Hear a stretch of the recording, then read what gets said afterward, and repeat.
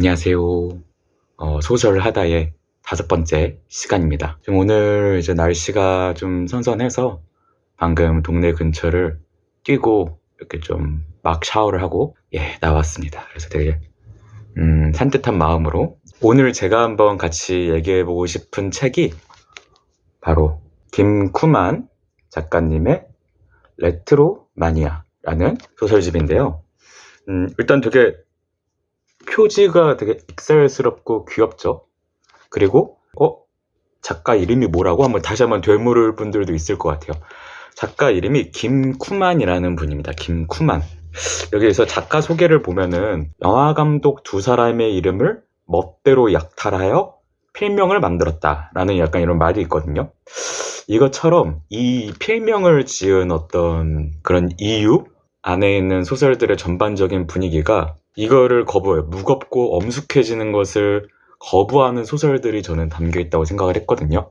소설에도 되게 종류가 많잖아요. 우리가 막 교과서에서 배운 소설들은 대부분이 좀 무겁고 어둡고 좀 암울하고 진지하고 그런 소설들이 아무래도 좀 많죠.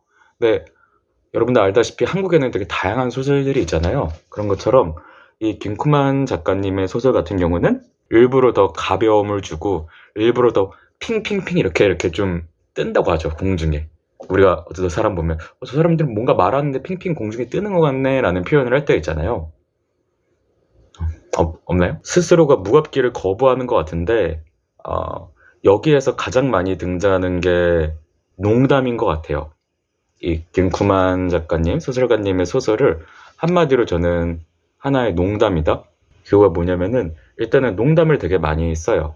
어떤 이야기를 전개하거나 뭔가 이 사건 어떤 상황들을 설명하는 데 있어서 농담을 많이 쓰는데 농담의 목적이 뭘까가 되게 여러 가지가 있겠죠. 농담을 많이 쓰는 작가들은 많은데 어떤 농담은 사람들을 당연히 재밌게 하고 누군가는 좀 더 이야기에 몰입하게 만들고 이야기꾼들의 농담들이 흔히 그렇잖아요. 그래서 좀 걸출한 입담을 자랑하는 그런 농담도 있고 근데 이 안에 김쿠만 작가님의 소설집 안에 들어있는 이 소설들의 농담 특징은 뭐냐면은 농담 특징의 목적이 제가 바라본 목적은 싸늘하게 만들기 위해서 농담을 하는 것 같아요.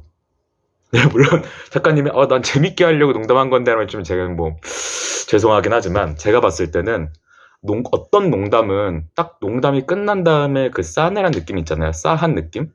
그것을 의도하면서 이런 걸 쓰지 않았을까라는 생각을 하는데 왜냐하면은 이 소설 여기 안에 있는 소설들이 다 다루고 있는 것들이 하나같이 지나간 것들을 다루고 있거든요.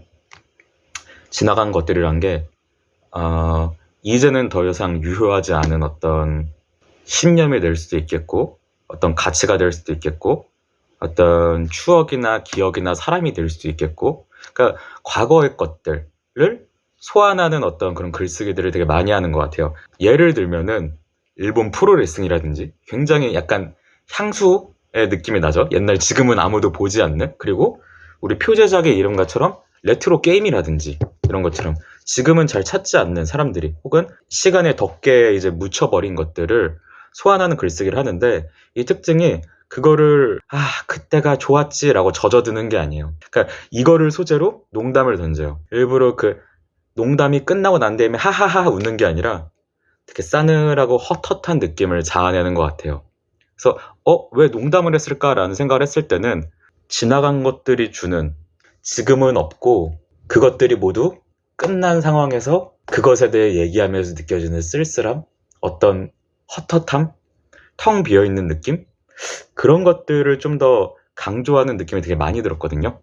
그래서 작가님이 아마 다루고자 싶으셨던 어떤 모티브 같은 것들이 저는 공간에도 되게 많이 나타났다고 생각을 했어요. 그러니까 레트로 게임 오락실도 있고 그리고 또 라오스에 되게 작고 되게 허접하다면 허접한 어떤 수영장도 있고 한국 문학 문제 연구소라는 뭐 하는지 모르겠는 어떤 작은 사무실 역시 후락한 사무실이 있고 되게 쾌쾌하고 오래된 LP판들만 가득한 빈티지 바가 있고 그러니까 여기서 나오는 공간들도 모두 이 작가님께서 뭔가 다루고자 하는 그런 것들을 자아내는 공간이지 않을까? 등장하는 인물도 마찬가지예요. 등장하는 인물들도 옛날에는 그래도 좀 잘 나갔지만 지금은 지방으로 유배가 되듯이 떠난 교수라든지, 여기서 아까 제가 말한 것처럼 지금은 아무도 보지 않는 프로레슬링 선수라든지, 혹은 옛날에 팝 가수라든지 라는 거.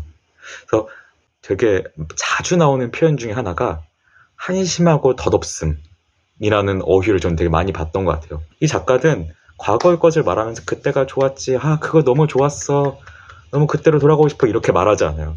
한심하고 덧없다는 것을 농담으로 계속 얘기를 하는 것 같아요. 근데 그래서 그런지 원래 그런 거 있잖아요. 더 마음이 좀 약간 더 애잔해지는 느낌?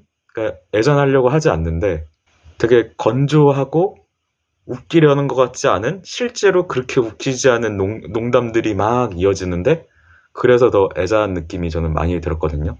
저는 또 재밌었던 부분 중에 하나는 이국적인 요소들이 많이 나오는데, 뭐 카리브해 연안에 있는 어떤 나라, 그리고 아까 말하는 뭐 라오스 같은 나라도 나오고, 그리고 일본도 나오고, 여러 가지 나라들이 나오는데, 그 보통 이렇게 외국이 나오면은 그 이국적인 정취가 주는, 거기서 빌려오는 어떤 낭만이나 그런 것들 있잖아요.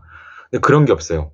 그런 게 없이 이 사람은 한국 사람이야 외국 사람이야가 잘 분간이 안 될 정도로, 바꿔서 얘기하면은 한국인이랑 얘기하고 있는데도, 한국에서 한국인이랑 얘기를 하고 있는데도 이 사람은 한국 사람이 맞나? 라고 싶을 정도로 어떤 이질감을 주는, 우리가 사는 현실과는 조금 다른 이질감을 주는 그 농담의 세계가 이 전반적인 이 레트로 마니아를 다 이렇게 자욱하게 감싸고 있는 것이 아닌가. 또 그리고 하나가 더 재밌는 게, 이 여기 안에 있는 단편들에서 인물들, 캐릭터들이 겹치는 경우가 있거든요. 그러니까 앞에서 나오는 캐릭터가 뒤에 나온다든지, 그리고 여기서 나왔던 그 캐릭터뿐만 아니라 장소도 여기 있는 장소가 뒤에 또 나왔다든지, 이게 서로 마치 큰 하나의 세계관을 공유하고 있는 것 같아요. 그리고 이 작가의 화법 같은 거에 대해서도 저도 이렇게 재밌는 게, 보통 뭐뭐 하는데 뭐뭐다, 그러니까 문장의 중간에 쉼표가 있고 뒤에 또 다른 문장, 이렇게 문장이 두 개로 나눠져 있어서 중간에 쉼표가 있다고 치면은 보통은 뒤에 되게 중요한 얘기를 많이 하는 경우가 많은 것 같거든요. 여기서 쉼표를 잠깐 쉬고 여기 가서 되게 좀 의미심장하거나 아니면 강조하고 싶은 거나 그런 것들을 두는 경우가 되게 많죠. 근데 이 작가님 같은 경우에는 뭐뭐 하는데 라면서 아무것도 아닌 내용을 뒤에다 두는 게 많은 것 같아요. 그러니까 전혀 중요하지 않아 보이는, 오히려 허무할이 많지, 어떻게 이게 뭔 얘기 하나만 하는 소리를 하네? 정작 핵심이 아닌 것 같은, 이 얘기를 어떻게 할까 하다가 딴 말을 하는 어떤 그런 느낌이 드는 문장 서술들이 많았다고 저는 느꼈어요. 그래서 오히려 그게 좀 읽는 재미가 있었다고 해야 되나? 그러니까 그냥 넋놓고 읽기보다는 오잉? 오잉? 약간 오잉? 하면서 읽게 되는, 그것이 하나의 저는 역시 거대한 농담의 세계라는 생각이 들고, 제가 한번 짧게 125쪽에 나오는 문장을 읽어보면은, 정말이지 지루하고 난감한 하루들이었고 문제가 없는 듯 하면서도 막상 보면 문제가 있는 듯한 날들. 그러니까 쇼와 같지 않지만 막상 겪으면 쇼와 같은 나날들의 연속이었다. 세상은 여전히 애매모호했고 내 삶은 아직도 진짜와 가짜 사이의 망망대해에서 헤매고 있었다. 그게 바로 인간인 거다. 이런 어떤 대목이 있는데, 세상은 여전히 애매모호했고 뭐가 진짜고 뭐가 가짜인지가 구분되지 않는 망망대해, 어떻게 보면 그게 세상이고 그게 인간의 삶이지 않을까? 이제 아까 농담이라고 말했는데, 농담은 뭔가 전혀 중요하지 않고 본질적인 게 아닌 것처럼 느껴지잖아요. 중요한 건 딴 데가 있고, 농담은 쓸데없는 격가지이고 진실한 것과는 거리가 멀고. 하지만 어떻게 보면은 그런 농담이 그 자체가 우리가 사는 삶이 아닐까? 우리가 생각하는 되게 무겁고 되게 삶의 진실, 뭔가 본질적인 것들, 진짜라는 그것이야말로 우리가 꾸는 환상이 아닐까라는 생각이 많이 들었고요. 제가 이제 가명입니다만 대학교 선배 중에 상수형이라고 있었죠. 상수형. 상수형이랑 20살 때부터 되게 친했어요. 20대 초반 때부터 되게 친했는데, 그래서 그 형한테 술 마시면 저는 이런 말을 했거든요. 저는 형이 10년이 지나도 잘 인생이 안 풀렸으면 좋겠다고. 잘 안 됐으면 좋겠다고. 10년이 지나도 힘들었으면 좋겠다고, 우리가 사는 게. 그때 이제 장난식으로 한 얘기죠. 왜냐면 20대 초반에 저도 20살 이럴 때는 우리 스스로를 되게 한물간, 뭔가 지나간, 이제는 시대에 뒤처진 사람이라고, 그래서 이 시대에는 살아남을 수 없는 사람이라고 생각하는 게 되게 재밌었어요. 그런 게 좋았어요. 그러면서 술 엄청 마시고 막 맨날 맨날이 어떤 뭐랄까 축제 같은 나날을 보냈죠. 많이 놀았죠. 네. 최근에 이제 그 상수 형이랑 다시 만났는데 그런 얘기를 많이 해요. 둘이 또 술 마시면 형 제가 10년 전에 그 얘기해서 우리가 이렇게 된 것 같다. 제가 한 말이 저주로 남아갖고 이렇게 됐다. 죄송하다. 이런 말들을 하면서 아니야. 그럴 수 있지. 상수 형은 또 이러고 술 한잔하고 적당히 낄낄낄낄 거리고 적당히 그냥 이렇게 웃을 만한 농담들을 던지다가 헤어질 때에 느끼는 그런 감정? 약간은 헛헛하면서도 쓸쓸하면서도 살짝 애잔한 그런 감정이 이 소설을 읽을 때 많이 생각이 났던 것 같아요. 저는 그런 감정 자체가 꼭 부정적이라고 생각하지 않아요.